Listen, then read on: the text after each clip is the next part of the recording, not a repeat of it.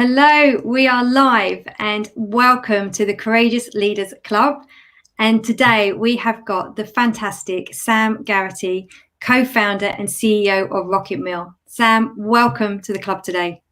Hey Joe, thanks for having me. Special occasion, I've come into the office for you. Thank you very much.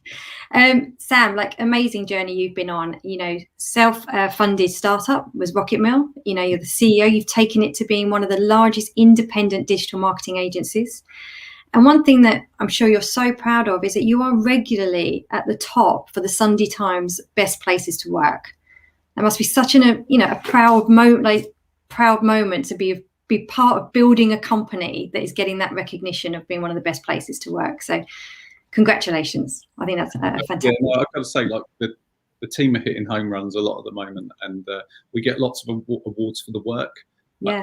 That's the one in the year that I think evokes a completely different feeling from us all than anything else. I must say it's like such a wonderful place to then belong and know that you're all in that together. It is lovely, which we'll get onto a bit later on in the interview. I'd love to start because I love to collect all the different views because this show is all about inspiring people to step into their courageous zone and inspiring courageous leadership. For you, what does being a courageous leader mean for you? I like the way you asked the question. So what does it mean for me? Because the temptation is with any of these things, especially on a live call, is to give you some sort of textbook, black and white answer. But we're not here for that, are we? No. If I go back in my career, so 25 years in media, the early days of that and the first decade, I was surrounded by leadership role models where it was very gregarious, very big characters, very big egos, no weakness, and led with a certain culture of fear. Mm-hmm. And I think for me, the journey towards being a slightly more courageous leader was a very personal one. It was just about being myself, being true to myself. And I think it was, if we look at that, what a leader was when I began my career, it was about having the courage to humanize leadership. Yeah. And by doing that, by being as close to myself as I can be, as often as possible, I think I've created a bed I can lie in, so I can consistently react in a way to every situation which is entirely natural to me. And from that, you create a pattern of behaviors which people can see is genuine, it's real. And then you can create, I think, a unity, a synergy, a belief from your team in you and where we're going, which is often, the belief is often much more important than the actual strategy or the plan. Hell yeah. Because that belief, you're installing trust. Mm-hmm. And we all know that if people trust you, they'll go on that journey with you and they believe in you. I love that. Thank you, Sam. Now, I'm sure going through that journey and what courageous means to you and being yourself, I'm sure there's probably been some speed bumps along the way to kind of get you to where you are today. Where have you had this speed bump that maybe actually has led you to be where you are today? Would you be able to share a story around that? Yeah, I think there's one that stands out like a sore thumb. It was a very sore moment. I think speed bump is polite, Joe. We'll call it a car crash. Okay, car crash. So I was like really ambitious and always had been. And I remember when I started my career, my boss at the national newspaper asking me like everybody does, where are you going? What do you want to do? And I was like, in 10 years, I want to be managing director of the newspaper. And people used to crack up at me. And honestly, I wasn't filled with that belief. I just wanted to go there. I just knew that's what I wanted to do. So a bit like, the story of Icarus, I got a bit too close to the sun and I got burned. So I sought these promotions. I really wanted to push on. Eventually, I got to, at a very young age, quite a high level where I was reporting into a managing director who was, we were launching the project I was on, we were launching a national magazine. Really important project. And I was reporting into this chap who is notorious as being a ferocious individual. Okay. And my first few days in a leadership capacity, it was like my first management role, first leadership role. And my first few days in that were atrocious. I contributed to that. I wasn't very good. It came a bit early in my career, but equally the treatment I received was rather toxic, and I think the courage I showed in that situation was, rather than let that series of events, continue and crush me to the point where I maybe wouldn't have been able to put myself back together so well, my courage was shown in that I left. I walked out 3 days into the role. I walked out, and it was 2 weeks before I was due to be married. So it's quite a pivotal time in my life. And I just decided that I didn't, as an individual, I didn't want to stand for that. I didn't want to put up with it. And I departed. And this series of events that followed thereafter fundamentally led to this, to Ben, my brother, coming up with the idea for the agency, for me jumping in and setting it up with him, and everything we've achieved since. Amazing. Can you remember that feeling in you when you walked out? What was kind of the emotions you were experiencing? I can remember them vividly. Some of them are not very constructive, Jo, because you have rage, you are upset. It's a personal feeling towards an individual. There's a feeling that maybe you failed. There's a feeling of shame that you don't really want to tell anybody about it. There was a feeling of the unknown. What's next? What do I do about this situation? But I do remember deep down the most important people in my life that I told, if this happens again today, I'm out. Yeah. I had their backing, and that's all that mattered. Yeah. It's knowing you've got that safety net around you, who know you. Yeah. Well, that's a brave decision to make. And so that then led you to your path. Do you think, so when you look back and you realize, okay, I walked out on a job, what did that give you in you then to go, I can start my own business? We can do this. I think there was that added some character to me. It added some strength, some resilience. But actually, I don't think it was a dramatic contributor in terms of my character and build up to setting up a company on my own or with Ben. Yeah. If I look at that, and I look at Ben as well, because it was a joint decision, I think every company we'd ever worked in the nicest possible way, not in a non-constructive way, but we'd always looked at the people that were leading us and what was being done, and always felt it wasn't that complicated, that we were capable of doing it. And possibly, not in an arrogant way, but possibly we were capable of doing it in a different way, in a way that might improve it. And so naivety had always been with us, and this ambition to just, I didn't want to be the individual that talked about this at every dinner party, that frustrated guy sat at the table saying, like, I've got this great idea, I could do this, I could do that. Well, like, at some point you've got to shut up and get on with it. And I've been that person, that frustrated individual, that person, down the pub after work saying I could do better. And so I think it was in me. That was there. That's been there from day one. And so at some point I was like, you know what, you're going to have to shut up here, or get on with it. Yeah, take the action. Yeah. Yeah. It's a lot of leaders I work with, and sometimes they're like, Joe, what do I do? And I was like, this is going to sound really simple. You just got to take action. You just got to put one foot, one step. It doesn't have to be a big grand gesture, but that one step to move you towards where you want to go, rather than standing still. It's all in the action. I love that. Thank you. So leading now RocketMill and being incredibly successful, we all had a bit of a shock, like last year when the world changed. Yeah. What was your approach to that? What was your thinking? How did you decide to, in that moment, we all needed to be courageous in that moment. What was that courageous moment for you that has kept RocketMill moving forward? I always feel guilty on calls like this where we're talking about it like it's just me. Sorry. No, you're fine. Take the praise. But Joe, I'm lucky. We've got a great senior leadership team. We've got a great embedded philosophy that is a cornerstone that we can always lean upon. And I think in that moment, when it became abundantly clear in Q1 just how acute the problem of COVID was becoming and what the likely outcomes were to be in terms of a lockdown, I think having that philosophy of putting people first, it allowed us to sort of drop the anchor. When the waters get choppy, we drop the anchor, we look at that philosophy and say, okay, let's look at this through the lens of our team. What are they going through? So they're going through a phase where they're worried about their health, they're worried about their families, and possibly because of the potential economic shock, they are worried about their jobs.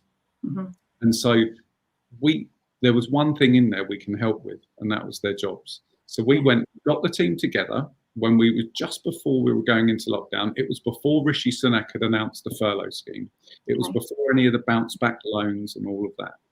And we got the team together and said, look, we recognise where you're at as humans at the moment. We feel it too. So we needed to show some vulnerability to them and normalise it. But we said the one thing you've got a bit of control on here is your jobs. So we're going to guarantee them. And we built a balance sheet. We were confident that this thing wasn't going to last forever. But that, I suppose, was the inspired moment we took, built around a philosophy that was firmly baked into the business. And it felt like such a natural thing to do. But it was, looking back on it, it was an inspirational move for the team. It gave them security and it gave us a foundation to leap forward from. But looking back now, when I think about it, like it was a pretty bold move. This has gone for a little while, hasn't it? And just a bit. We're a marketing organisation, so we were in the firing line. There's tons I could talk to you about that, because what that move did was critical to where we are now. So that move enabled us to say to the team, we've given you this, we've given you security, but we want you all to step up. So we're going to need the type of kind of unity and discretional effort that we've never had before in order to safeguard the health of this company. So we need you to come together. And what we saw over that the first window, the first part of that lockdown, was a culture in the business that's never been stronger, a delivery for clients that arguably, I think it got better. We were determined to find the bottom. So we quickly worked our way through, because everyone felt safe. Let's find the bottom. And we found out that we lost 10 to 15% of our revenue overnight. Finding that bottom allowed us to reset everything. So we reforecast and we said to the entire business, right, now COVID's not an excuse. We're returning to a growth mindset. So we expect our clients that are with us to grow. We expect to win our pitches. We reset it entirely, and removing it as an excuse, while everyone else, I think, a lot of businesses were licking their wounds. I had a team that was like fighting for each other like their lives depended upon it, and thinking that we can grow. And so rather peculiarly, we grew by 41% top line revenue last year, which is bonkers, isn't it? We employed a ton of new people. And so throughout COVID, we've grown the company dramatically, employed a whole bunch of new staff, welcomed in a whole load of new clients, and taken the business to a place where I'm trying to now indoctrinate, as we come back together, this feeling of we are a new company. I do not want people coming back to their desks finding a dusty coffee cup there, and it's like a day. You'd leave your job, wouldn't you, if that was you? We're saying, right, we've got a new ownership structure. We're employee owned. We've got a new operating model. We've refitted the office. We've got 30 new colleagues we've got to get to know. We've got tons of clients. Like, we are a new company. It is day one, and we go again like a startup, trying to foster like a new energy. But no, there's been tons of stuff we did in that year that I'm really proud of. But it all came with that one moment. And I think it was if we're here to talk about leadership, it was slightly terrifying at the beginning. But I think it did inspire me to ask myself, what does this team of people need from you now?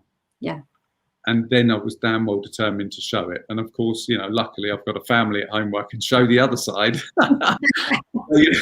where you're really, you're doubting yourself and you're worried and you're concerned that your performance. Like, just a wonderful, incredible what you've done, and so much respect and congratulations for you and your team, how you did that. And it just goes to show the power of mindset, being in that growth mindset, or choosing to stay fixed. You chose as a company to come together and be in that growth mindset, and I love the fact it was you all came together. What really interests me, there's a lot of talk right now about being people first and the people first companies, and I have a lot of discussions with people going, well, hang on, no, but isn't it business first? You've got to hit your numbers. But I'm like, yeah, where did your core philosophy of people first has been really at the core of who you are, and kind of has helped you through COVID? What was that conscious choice you made that a successful business is a people first business? It was actually born from observing economics, I suppose. And by the way, I didn't go to university. I did a GMBQ advanced rather than A-levels because I clearly wasn't bright enough to do A-levels. So it's not like I'm sat here with a Harvard degree in economics. But if you look at the markets, the concept since roughly the 70s has been shareholder value. Companies are created to drive profit, which is kicked back as dividends to the minority, the few shareholders. And when we set up our business, we made a very conscious choice to rally against that concept. Right. Our view was that instead, what we needed to do was recognize that a business that offers a service, and it's a group of people, humans coming together, we needed to recognize that it's their behaviors that will define our culture. It's their intellect and the way that they work together in harmony that will define our client results. And the outcome at the end might be profit. But that's the last bit. That's in an agency. We felt like that's the final bit. If you get everything else right, that's the final bit. And so for us, it was observing how companies had been run in the latter part of that century, and thinking, actually, in our world, that's not what we want. And if we created something we really believed in, that we were happy going to work in, and that we could really celebrate from a cultural point of view, we would win the talent wars and we'd attract the best staff. And guess what happens then? They do the best work. They love working with each other. They're good humans. They get on with it. Clients love it. We all. So it's really, really simple, but a key observation on how companies had been run previously. I think that's great learnings. And you talk about behaviors, and I know you talk about behaviors more than you talk about values. So with being like a behavior driven organization, how do you make sure that these behaviors aren't just something that are, we behave this way, this way, this way? How do you, especially, it's said it's all driven from the top as a leadership team. How do you as a leadership team drive those behaviors, hold each other accountable, give feedback to each other, so that culture is always being lived, and that the core people first? How do you keep that going? If it's okay, I'm going to go back a bit, because there was observations there and then a question. It might be better for people that are listening to go back. So much like we rallied against shareholder value, we rallied against this concept of values, because if you tell me, I think values can often just be a word. Yes. And for those of us old enough, we might recall like the Enron corporate collapse in the US, where they were basically morally bankrupt. And in the middle of their HQ on a big marble plinth was chiseled the words like integrity, transparency. They're just words. How many businesses just toss them around? Yeah. So for me, we just went back to some really basic stuff. And again, didn't learn this on any course. It's just sat in a room saying what feels right. Yeah. And for me, I don't care what people say they are. I care about how that manifests itself. Yeah. Show me in your behaviors. Yeah. Then what we did is we looked at the most successful people in our company over time. That doesn't mean by rank. It means by their cultural contribution, if you like, within the business. And we started to build out a blueprint for the type of behaviours that we think really work well here. And I've got to be very clear, when I interview every member of staff, and I am the first induction they have as well. Fantastic. It's not about fitting in, it's about making a positive contribution. It's never about the fit. But we wrote a beautiful book on these behaviours, some of the behaviours that we think make it possible for you to be a real success here. And then what we do within the one-to-one performance conversations that happen monthly is we expect our staff and their managers to be talking about success stories or learnings or areas for improvement, but talking about them through the lens of these behaviours. Yes. So there's always a reference point back towards them. And so hopefully that helps. No, it does. And I like the fact that you already say it's monthly that you catch up, because that's even quite unusual for organisations to do. And would you say you've got quite just an organic feedback culture anyway, that everyone in the company feels that if they see a behaviour that's not something that's normally accepted in your company, they feel comfortable to say, look, first of all, are you okay? Is everything all right? But, noticing that there's an unusual behaviour. Would you say you've been able to create that sort of natural feedback culture between everyone? I would love to say just yes, but I'm not sure is the answer. I think that is incredibly difficult to achieve.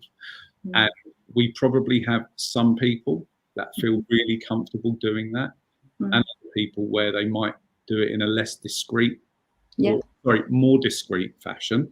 Yeah. But no, I think I would love to aspire to that, but that's incredibly tricky, because I love watching American TV sometimes where you see two people have an awkward conversation and make it look completely easy. We're rubbish at it. And so, yeah, I aspire to what you've described, but I'm not sure. I'd be lying if I said that that's how we all behave. I think that's really difficult. It's difficult because I think when we're not grown up or taught really how to give feedback or receive feedback, it's an assumed thing as human beings we should know how to do. It's like it's assumed we should know how to listen because we've got 2 ears. But it's actually these are things you need to work on and be consciously aware of, and have that psychological safety that people feel that they can do that.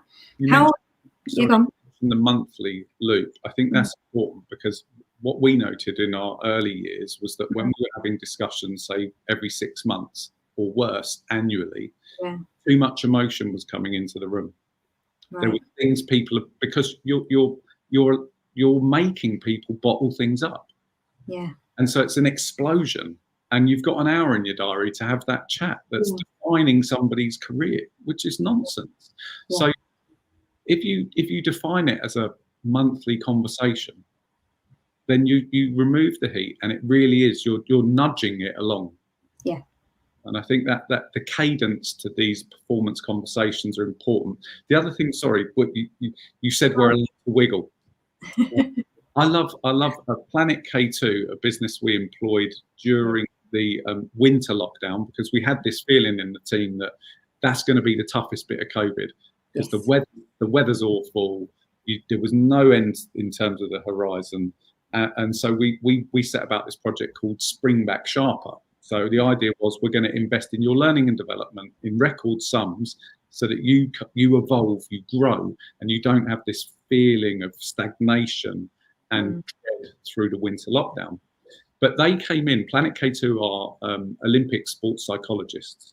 Wow. And they work with the team GB rowing. Yeah.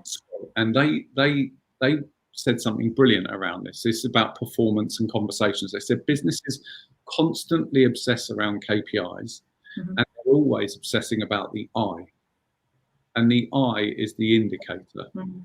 It's the performance that changes the indicator.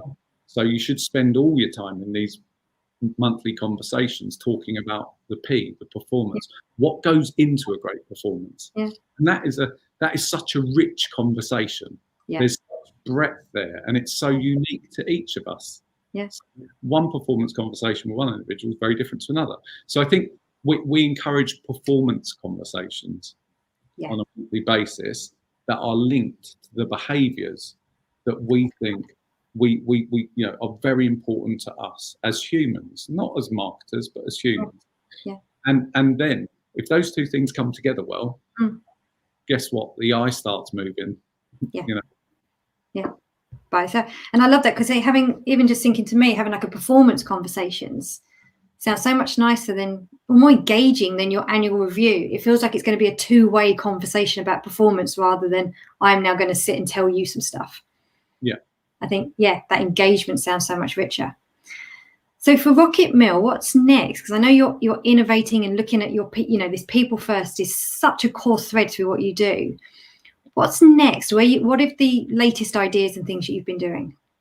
I think employee ownership is probably the thing we should cool. briefly, because if I look at our business, it's a very similar story to a lot of other companies.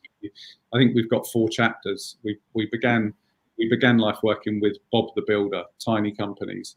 The next chapter was hybrids, where we were in a hybrid phase where these massive businesses said, we like what you're doing there. Can you do it for us? And so we had Bob the Builder still, but we had Gatwick Airport, and then the third chapter was just exclusively working with larger businesses and having a plan around that, and the organizational structure, what have you. But the fourth chapter for us, I think, will be defined by the recent move to employee ownership, and the journey we went on, the soul searching through that process to arrive at that point is probably worth a little chat. I'd love to just hear, where did the decision come to go to that place? We never put our business for sale. We were not for sale, but our particular part of the marketing pie is receiving dramatic amounts of attention, and it was doing before COVID. But obviously, the flight to digital within COVID has meant that we're hotter than ever before. So you have these huge private equity businesses. You have a number of large independents that are privately have PE money as well, that are now building out their own networks. You have the traditional networks. You have a bunch of businesses. And we were getting approaches, probably several a week, and it was really testing, because what you've got here is a situation where somebody's saying, potentially in a matter of weeks, you could become really wealthy. And that, I think, that tests your mettle. There's a lot of solutions. So one particular approach met the mark on every level. So it was great from a strategic point of view. What that means is we were going to be important to them, rather than just consumed as an addition to their EBIT.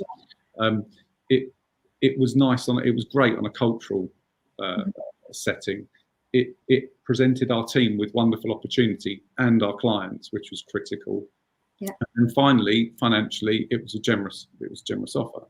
But Ben and I, at the end of it, we sat there and we're kind of doing the soul searching, and really just felt like we're the only two that are going to win big out of this, and it did not feel right.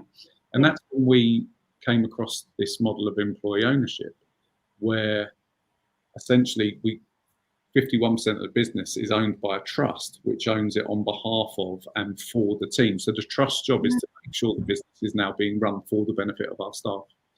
And essentially what we've turned our business into is a partnership, a place where everybody has shared ownership within the company. And there's a load of other fringe benefits too. But it means that if that day comes, and I still think one day, who knows, RocketMill end up taking investment of some kind. But it means it won't just be Ben and I, it'll be everybody. And we thought about this from a people first. Again, when you're in that moment, I would urge everybody in business to have this philosophy. Have a philosophy that you can, we all talk about values and behaviors, but have a philosophy that is your cornerstone in the critical moment that you can lean upon, so it gives you a lens to look through and make that decision. That was there.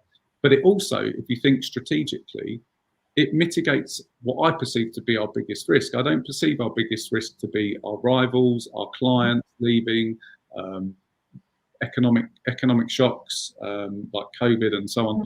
I think it's our team. We're going back now to the day one, aren't we? Get the right team together, and you're going to win. And so I think being employee owned now gives us a unique point of difference in the market, and means that this team are unified, they're aligned in terms of their goals, and they're not going anywhere. So I think that makes us super powerful. So powerful. And I just love to know, when you let your team know about this, what was the response? Do you want I'm going to give you the truth. Go on. Right. So it was done on a call like this. Yeah. And Ben and I have done all the soul searching. You know, it's been quite the journey.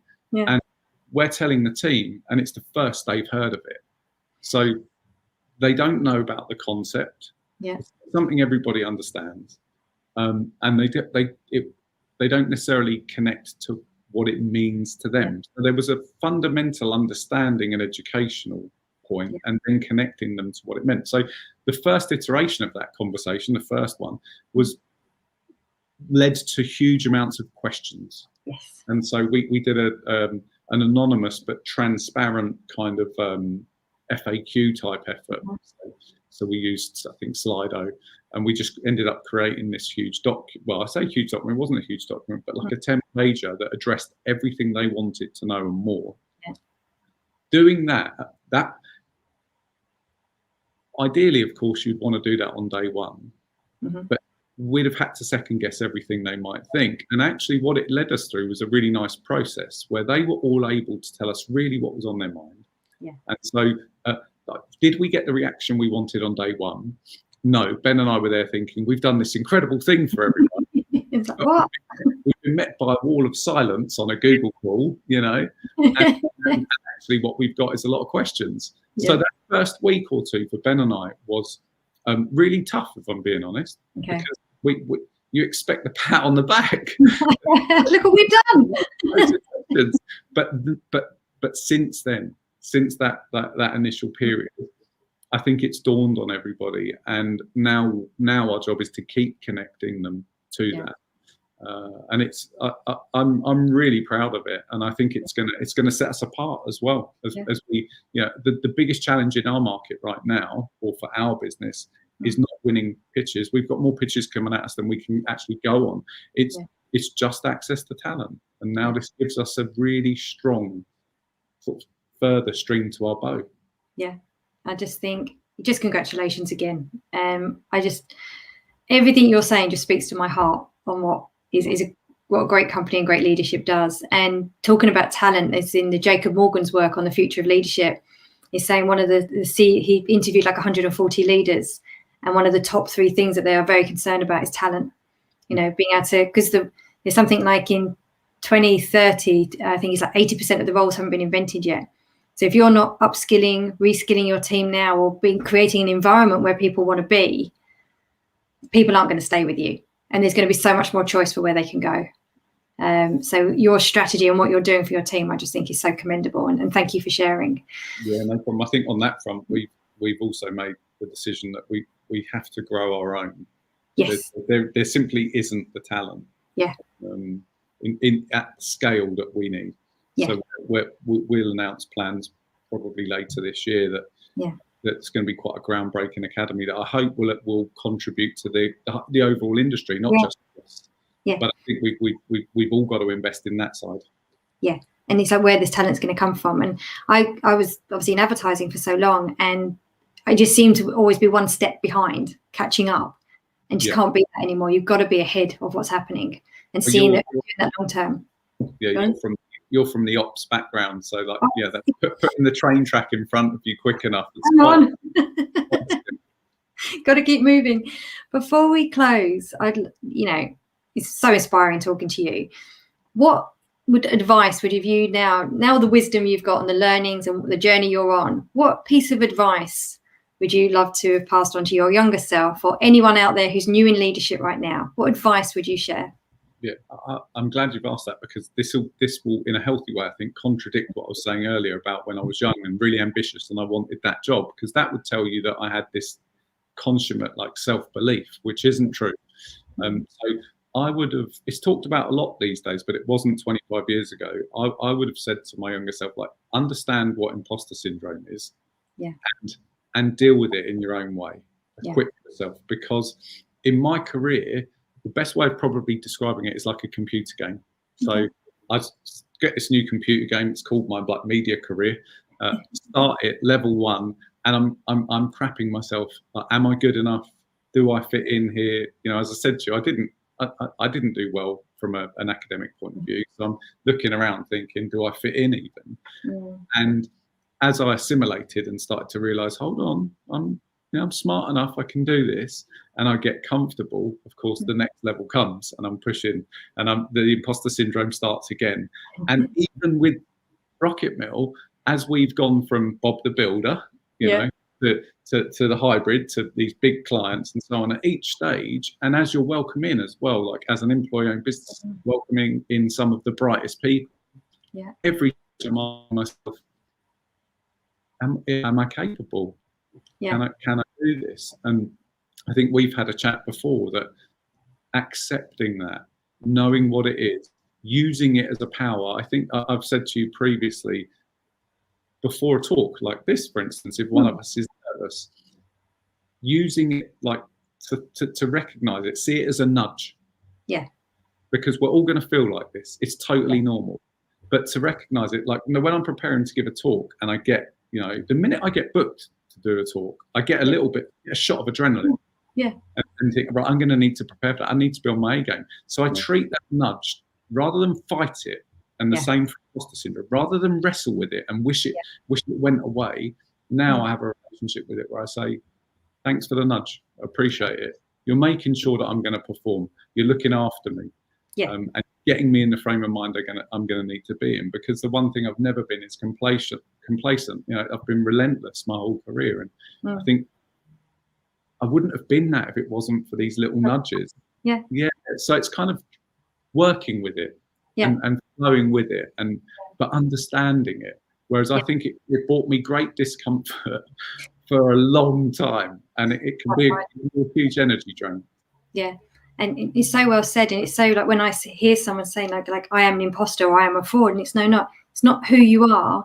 There's just a part of you that is just worried. You know, there's a little part of you that's called imposter, and you just need to build that relationship with that part of you and understand, because all the parts of us have good intentions.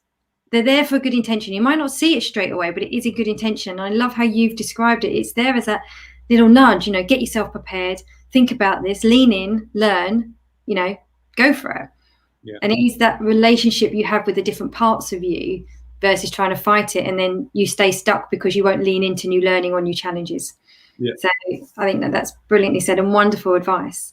And right on time, Joe, the lights of like... They'll go mad. I miss that, being in an office, dancing around with the lights. Sam, you've been absolutely incredible, and so much gold and sharing. Any just parting words you'd like to share before we finish the interview? I wasn't expecting that. I'm going to give you a surprise somewhere. We go full circle. Yeah. Be yourself. Be yourself. I think I, like all of us, heavily influenced by people around me in the early part of my career. And actually what I've done is gone full circle. I've gone to a place where I'm more senior than I've ever been. I'm more looked up to than I've ever been. Whether I deserve that or not, who cares? But, you know, but I've just done that by being me. I wish I'd almost been more authentically me way back when. And I think everything comes to you a little easier if you do that. So that would be, just be yourself, be comfortably yourself. I think we talked about that movie Nomadland, and that won the Oscar. And within that, you've got an overlay. You've got some actors, and you've got some people playing themselves. You watch that movie, and you will know instantly who the people are that are playing themselves. It cuts through the screen beautifully. And I think there's a lesson for us all in life there. Just be yourself. And that is a wonderful place to close. So everyone, be yourself. It's the best. It's just you. And isn't that lovely quote I think you shared with me earlier, is what your school says to your son? Is it? Yeah, it's be a first-class version of yourself, not second-class version of somebody else. And we'll finish it on that. Thank you so much, Sam. It's been an absolute pleasure to interview. Thank you for your time. Thank you for those who have watched with us, and we'll see you again next week. Take care, everyone. Bye.